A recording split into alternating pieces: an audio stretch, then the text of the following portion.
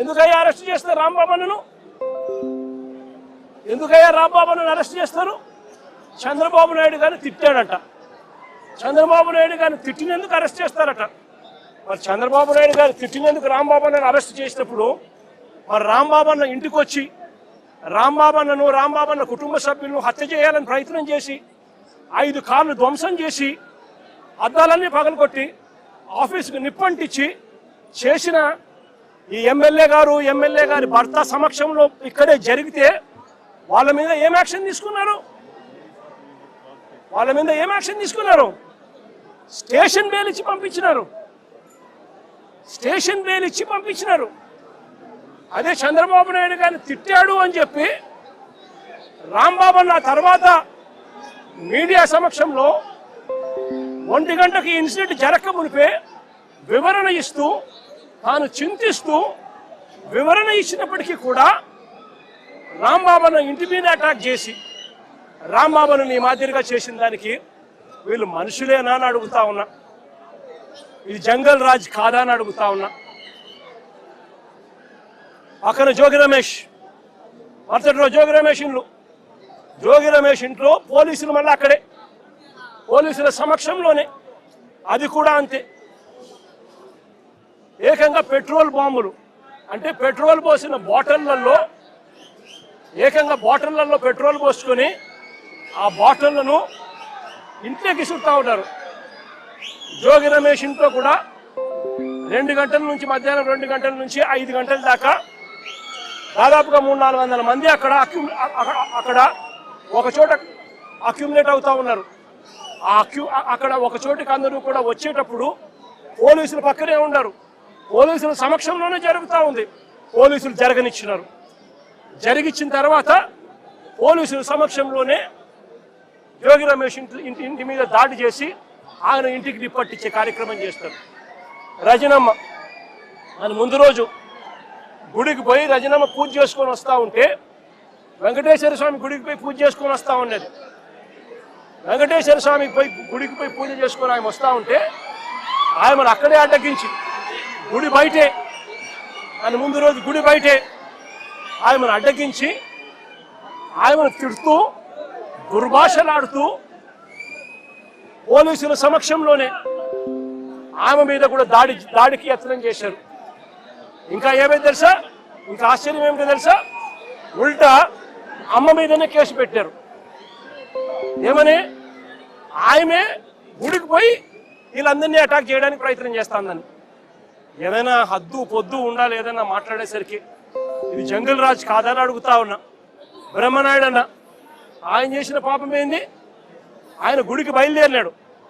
చంద్రబాబు నాయుడు గారికి దేవుడు జ్ఞానోదయం చేయాలని, చంద్రబాబు నాయుడు గారు అనే వ్యక్తిలో పశ్చాత్తాపం రావాలని, చంద్రబాబు నాయుడు అనే వ్యక్తికి దేవుడు దయ వల్ల ఆయనకు, ఆయన కొడుకుకు, ఆయనతో పాటు అక్కడే ఉన్న ఆయనతో పాటు ఆయన పార్టీలో ఉన్న పవన్ కళ్యాణ్ గారికి అందరికీ కూడా జ్ఞానోదయం జరగాలి అని చెప్పి బ్రహ్మనాయుడు ఆయన గుడికి పోతా ఉంటే, గుడి నుంచి ఆయన బయటకు వస్తూనే ఉంటే ఆయన మీద కూడా అటాక్.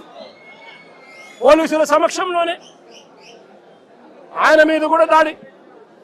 నేను అడుగుతా ఉన్నా, కాకాని గోవర్ధన్ అన్న విషయం అయితేనేమి, ఇంకా వీళ్ళందరి విషయాలు అయితేనేమి, తప్పు చేసేది చంద్రబాబు నాయుడు చేస్తా ఉన్నాడు. తప్పుడు ఆరోపణలు చేసింది చంద్రబాబు నాయుడు చేస్తా ఉన్నాడు.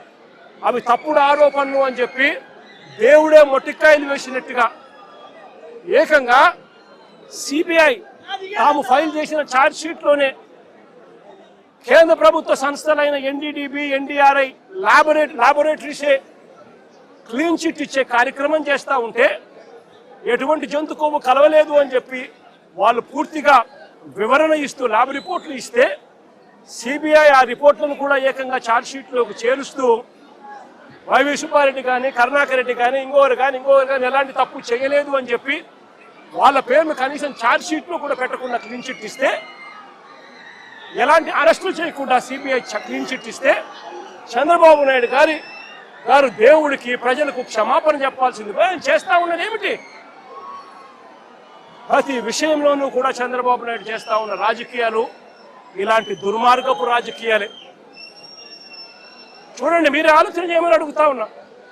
సూపర్ 6, సూపర్ 7 ఎన్నికలప్పుడు మాటిచ్చాడు, బాండ్లు ఇచ్చాడు. ఇంటింటికి వెళ్ళి, అమ్మా బాండ్ తీసుకో తల్లి, మీ ఇంట్లో ఎంతమంది ఉన్నారు, మీ ఇంట్లో నిరుద్యోగులు ఉన్నారా, మీకు 36,000, మీ ఇంట్లో పిల్లలు ఉన్నారా, ఇదిగో మీకు 15,000, మీ ఇంట్లో రైతులు ఉన్నారా, ఇదిగో మీకు 26,000, మీ ఇంట్లో మీకు చిన్నమ్మలు పెద్దమ్మలు 50 ఏళ్ళ వయసులో ఉన్నారా, వాళ్ళకు 48,000, ఉద్యోగం కోసం వెతుక్కుంటున్నారా పిల్లలు, 36,000.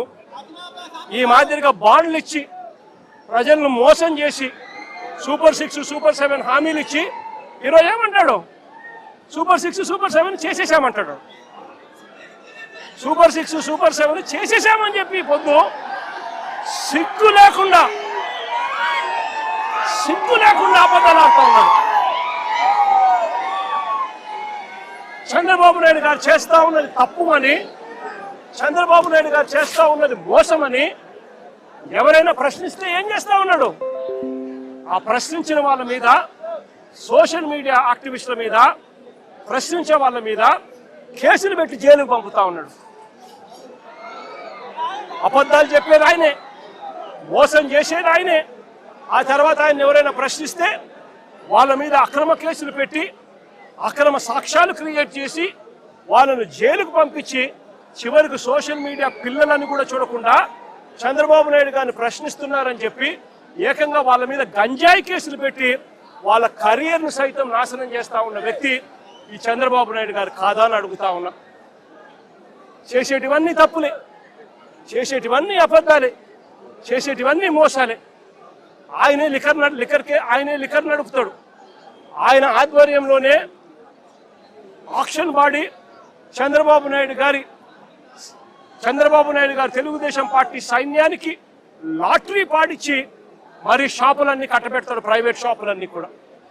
ఆ ప్రైవేట్ షాపుల ఆధ్వర్యంలోనే ఏకంగా ఎమ్మెల్యేలు దగ్గర ఉండి ప్రతి గ్రామంలో ఆక్షన్ పాడుతూ బెల్ట్ షాపులన్నీ కూడా నిర్వహిస్తున్నారు. షాపుల పక్కనే, లిక్కర్ షాపుల పక్కనే పర్మిట్ రూములు, ఇల్లీగల్ పర్మిట్ రూములు నడుపుతూ పెగ్గులతో లిక్కర్ అమ్ముతా ఉన్నారు.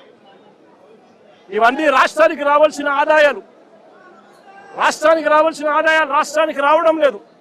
రాష్ట్రానికి రావాల్సిన ఆదాయాలు పక్కదోవలో చంద్రబాబు నాయుడు గారికి ఇంత, ఎమ్మెల్యేకింత, వారి మాఫియా సైన్యానికి ఇంత అని చెప్పి లూటీ పద్ధతిలో పంచుకుంటా ఉన్నారు.